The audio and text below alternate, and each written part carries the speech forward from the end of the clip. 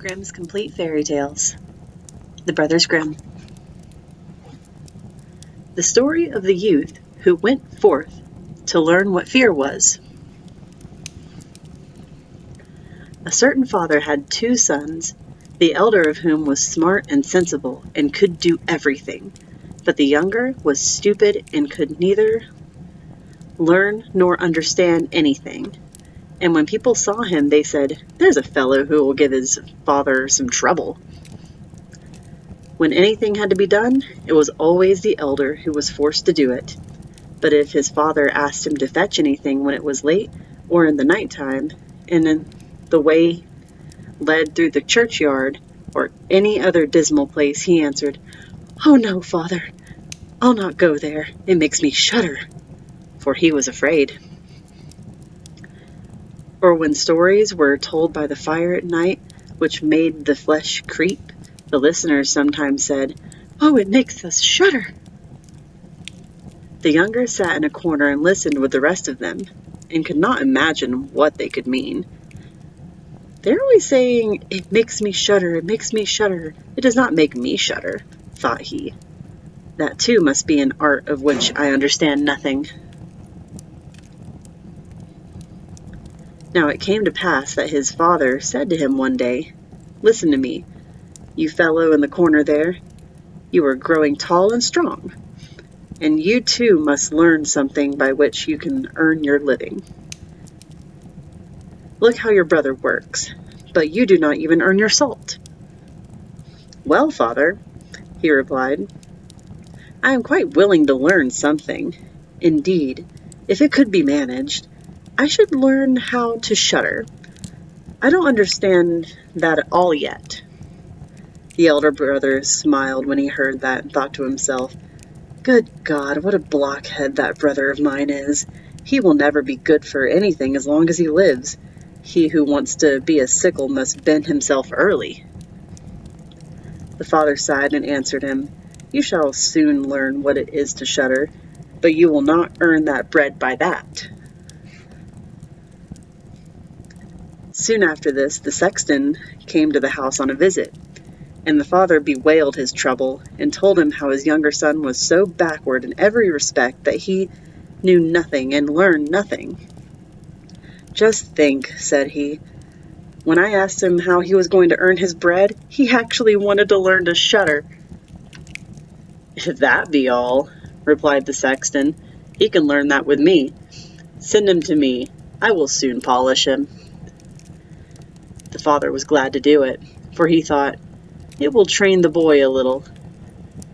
The sexton therefore took him into his house, and he had to ring the bell. After a day or two, the sexton awoke him at midnight, and bade him arise and go up into the church tower and ring the bell. "You shall soon learn what shuddering is," thought he, and secretly went there before him. And when the boy was at the top of the tower and turned around, and was just going to take hold of the bell rope, he saw a white figure standing on the stairs opposite the sounding hole. "Who is there?" cried he, but the figure made no reply, and did not move or stir. "Give an answer," cried the boy, "or take yourself off. You have no business here tonight." The sexton, however, remained standing motionless, that the boy might think he was a ghost. The boy cried a second time, "What do you want here? Speak if you are an honest fellow, or I will throw you down the steps." The sexton thought, "He can't intend to be as bad as his words," uttered no sound, and stood as if he were made of stone.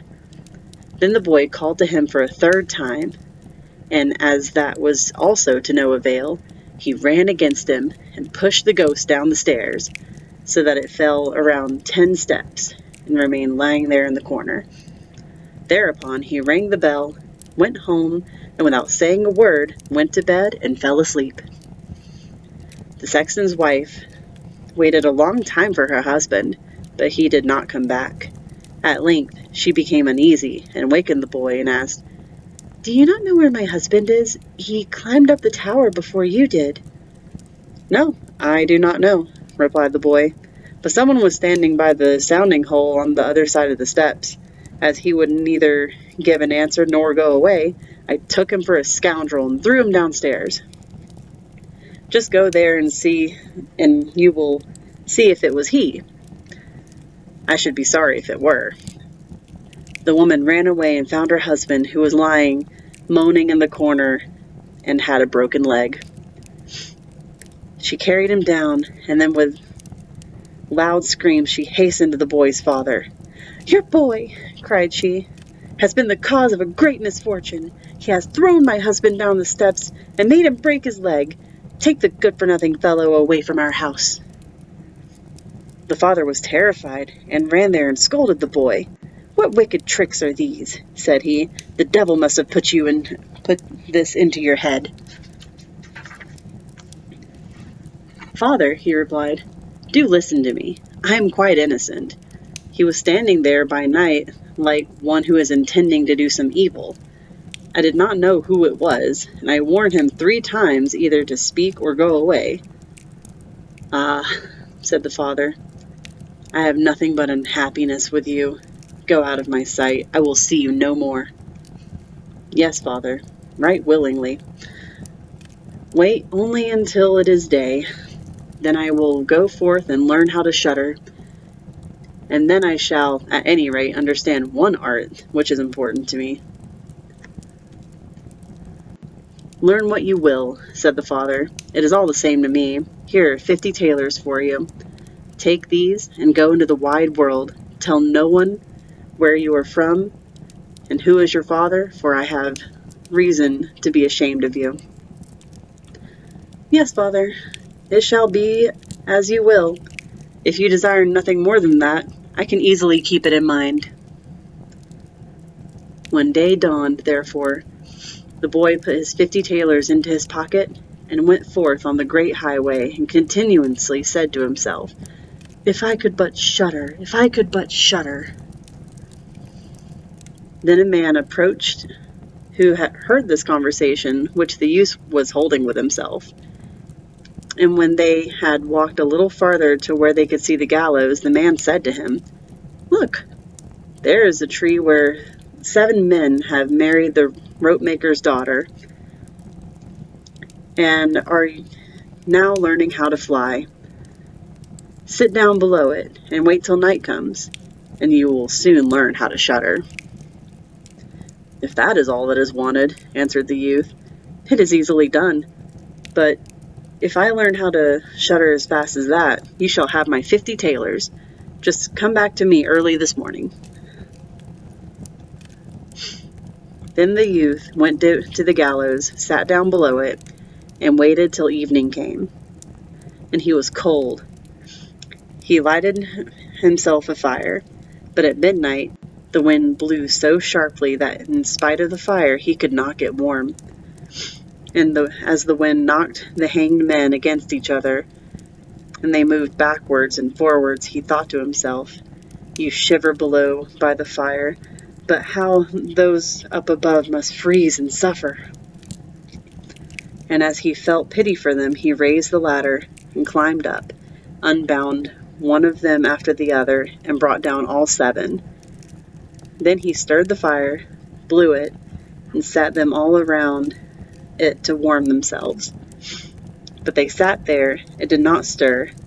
The fire caught their clothes. So he said, "Take care, or I will hang you up again." The dead men, however, did not hear, but were quite silent and let their rags go on burning. At this he grew angry. He said, "If you will not take care, I cannot help you. I will not be burnt with you." And he hung them up again, each in turn. Then he sat down by the fire and fell asleep. The next morning the man came to him and wanted to have the 50 tailors, and said, "Well, do you know how to shudder?" "No," answered he. "How was I to get to know? Those fellows up there did not open their mouths, and were so stupid that they let the few old rags which they had on their bodies get burnt." And the man saw that he would not get the 50 tailors that day, and went away saying, One of this kind has never come by my way before." The youth likewise went his way, and once more began to mutter to himself, "Ah, if I could but shudder, if I could but shudder." A wagoner who was striding behind him heard that and asked, "Who are you?" "I don't know," answered the youth. Then the wagoner said, "Where do you come from?" "I know not." "Who is your father?" "That I may not tell you." "What is it that you are always muttering between your teeth?" "Ah," replied the youth, "I do so wish I could shudder, but no one can teach me how to do it." "Give up your foolish chatter," said the wagoner. "Come, go with me. I will see about a place for you." The youth went with the wagoner, and in the evening they arrived at an inn where they wished to pass the night. Then at the entrance of the room the youth again said quite loudly, "If I could but shudder, if I could but shudder." The host, who heard this, laughed and said, "If that is your desire, there ought to be a good opportunity for you here." "Ah, be silent," said the hostess. "So many inquisitive persons have already lost their lives. It would be a pity and a shame if such beautiful eyes as these should never see the daylight again." But the youth said, "However difficult it may be, I will learn it, and for this purpose I have journeyed forth." He let the host have no rest until the latter told him that not far from there stood a haunted castle, where anyone could very easily learn what shuddering was, if he would but sleep in it for 3 nights. The king had promised that he who would venture should have his daughter as a wife, and she was the most beautiful maiden the sun shone upon. Great treasures likewise lay in the castle, which were guarded by evil spirits, and these treasures would then be freed, and would make a poor man rich enough. Already many men had gone to the castle, but as yet none had come out again. Then the youth went next morning to the king, and said if he were allowed he would watch 3 nights in the haunted castle. The king looked at him, and as the youth pleased him, he said, "You may ask for 3 things to take into the castle with you, but they must be things without life." Then he answered, "Then I will ask for a fire, a turning lathe, and a cutting board with the knife." The king had these things carried into the castle for him during the day. When night was drawing near, the youth went up, made himself a bright fire in one of the rooms, placed the cutting board and the knife beside it, and seated himself by the turning lathe. "Ah, if I could but shudder," said he, "but I shall not learn it here either." Towards midnight he was about to poke the fire, and as he was blowing it, something cried suddenly from one corner, "Ah, mule, how cold we are!" "You simpletons," cried he, "what are you crying about? If you are cold, come and take a seat by the fire and warm yourselves." And when he had said that, 2 great black cats came with one tremendous leap and sat down on each side of him, and looked savagely at him with their fiery eyes. After a short time, when they had warmed themselves, they said, "Comrade, shall we have a game at cards?" "Why not?" he replied, "but just show me your paws." Then they stretched out their claws. "Oh," said he, "what long nails you have! Wait, I must first cut them for you." Thereupon he seized them by their throats, put them on the cutting board, and screwed their feet fast. "I have looked at your fingers," said he, "and my fancy for card playing has gone." And he struck them dead and threw them out into the water. But when he had made away with these 2, and was about to sit down again by the fire, out from every hole and corner came black cats and black dogs with red-hot chains, and more of them came until he could no longer stir.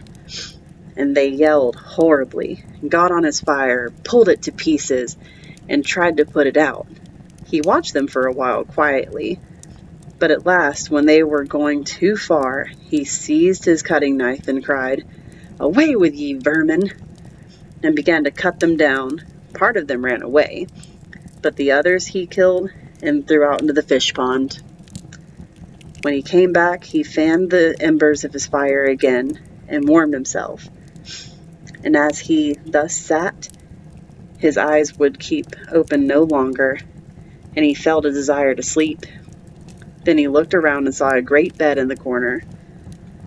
"That is the very thing for me," said he, and got into it. When he was just going to shut his eyes, however, the bed began to move of its own accord and went over the whole castle. "That's right," said he, "but go faster." Then the bed rolled on as if 6 horses were harnessed to it, up and down and over thresholds and steps. But suddenly, hop, hop, it turned over upside down and lay on him like a mountain. But he threw quilts and pillows up in the air, got out, and said, "Now anyone who likes may drive," and lay down by his fire and slept till it was day. In the morning the king came, and when he saw him laying there on the ground, he thought the evil spirits had killed him, and he was dead. Then said he, "After all, it was a pity. He is a handsome man." The youth heard it, got up, and said, "It has not come to that yet." Then the king was astonished, but very glad, and asked how he had fared. "Very well indeed," answered he. "One night is past, the 2 others will get over likewise." Then he went to the innkeeper, who opened his eyes very wide and said, "I never expected to see you alive again. Have you learned how to shudder yet?" "No," said he, "it is still all in vain. If someone would but tell me." The second night he again went up to the old castle, sat down by the fire, and once more began his old song, "If I could but shudder." When midnight came, an uproar and noise of tumbling about was heard. At first it was low, but it grew louder and louder. Then it was quiet for a while, and at length, with a loud scream, half a man came down the chimney and fell below him. "Hollo!" cried he, "another half belongs to this. This is too little." Then the uproar began again. There was a roaring and a howling, and the other half fell down likewise. "Wait," said the youth, "I will just blow up the fire a little for you." When he had done that and looked round again, the 2 pieces were joined together, and a frightful man was sitting in his place. "That is no part of our bargain," said the youth. "The bench is mine." The man wanted to push him away. The youth, however, would not allow it, but thrust him off with all his strength, and he seated himself again in his own place. Then still more men fell down, one after the other. They brought 9 dead men's legs and 2 skulls, and set them up, and played at 9-pins with them. The youth also wanted to play, and said, "Can I join you?" "Yeah, if you have any money." "Money enough," said he, "but your balls are not quite round." Then he took the skulls, put them in the lathe, and turned them until they were round. "There now, they will roll better," he said. "Hurrah! Now it goes merrily." He played with them and lost some of his money. But when it struck 12, everything vanished from his sight. He lay down and quietly fell asleep. Next morning the king came to inquire after him. "How has it fared with you this time?" asked he. "I've been playing at 9-pins," he answered. "I've lost a couple of farthings." "Have you not shuddered then?" What?" said he. "I've made merry, if I did not know what it was to shudder." The third night he sat down again on his bench and said quite sadly, "If I could but shudder." When it grew late, 6 tall men came in and brought a coffin. Then said he, "That is certainly my little cousin, who died only a few days ago." And he beckoned with his finger and cried, "Come, little cousin, come." They placed the coffin on the ground, but he went to it and took the lid off, and a dead man lay therein. He felt his face, but it was cold as ice. "Stop," said he, "I will warm you a little," and went to the fire and warmed his hand and laid it on the dead man's face, but he remained cold. Then he took him out and sat down by the fire and laid him on his breast and rubbed his arms, that the blood may circulate again. As this also did no good, he thought to himself, when 2 people lay in bed together, they warm each other, and carried him to the bed, covered him over, and lay down beside him. After a short time, the dead man became warm too and began to move. Then said the youth, "See, little cousin, have I not warmed you?" The dead man, however, got up and cried, "Now I will strangle you." "Wait," said he, "is that the way you thank me? You shall at once go into your coffin again." And he took him up, threw him into it, and shut the lid. Then came the 6 men and carried him away again. "I cannot manage to shudder," said he.